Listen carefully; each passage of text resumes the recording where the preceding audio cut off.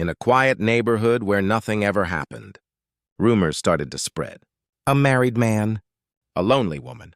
Everyone said it was just gossip until the sirens came one cold morning, and the truth finally screamed louder than the lies. This is the affair that nobody believed until it was too late. It was the kind of place where everyone knew everyone. Maplewood Lane. Manicured lawns, white fences, and smiles that hid secrets behind every door.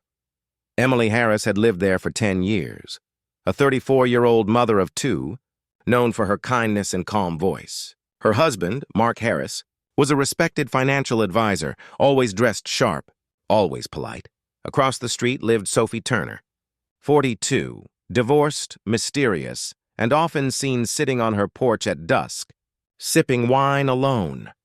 The neighborhood whispered about Sophie. Beautiful but broken, they said. Nobody noticed when Mark started jogging by her house every morning, and nobody questioned when he began stopping for coffee afterward until someone did. It started with Mrs. Jenkins, the old lady next door who saw everything. She told her book club, Mark and Sophie looked a little too close last week. Within hours, half the neighborhood knew. Emily heard it from her friend at the school gate. "You should keep an eye on your husband," she whispered. Emily laughed it off. "Mark? No, he's not that kind of man." That night, when Mark came home late and said he was working, Emily smiled and believed him. But for the first time, she noticed the smell of someone else's perfume on his jacket. And that's when her heart started whispering what her mind refused to hear. Days turned into weeks. Mark began taking early meetings.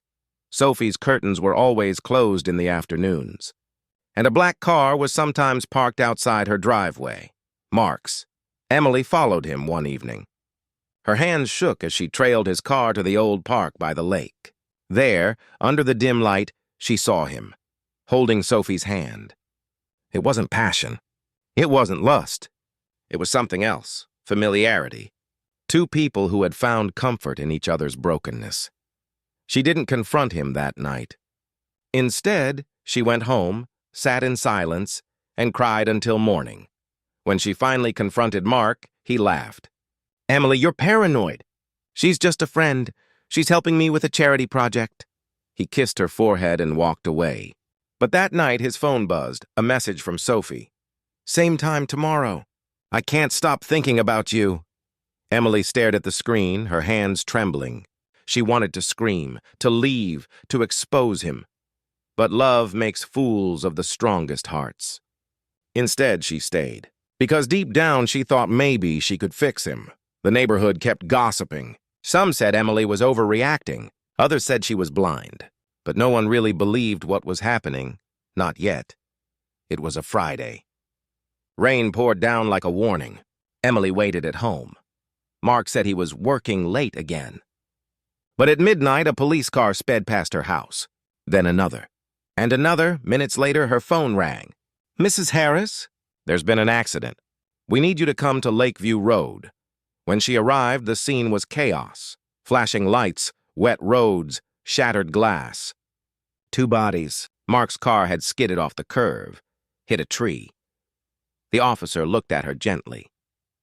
He wasn't alone. Inside the car was Sophie Turner, hand still holding his, both. Gone the next morning, Maplewood Lane was silent. No one spoke, but everyone remembered the whispers. The ones they called just gossip. Emily stood by the window staring at the empty house across the street. Police tape fluttered in the wind. The neighborhood looked perfect again, but it wasn't. It would never be. In her diary, she wrote, "They called it an affair. I called it the day my heart finally stopped believing in love." Months later, someone placed 2 white roses at the park bench near the lake, one for Mark, one for Sophie. No one knew who did it. Maybe Emily, maybe no one. But everyone on Maplewood Lane knew one thing now. Sometimes rumors are warnings, and sometimes the truth comes too late.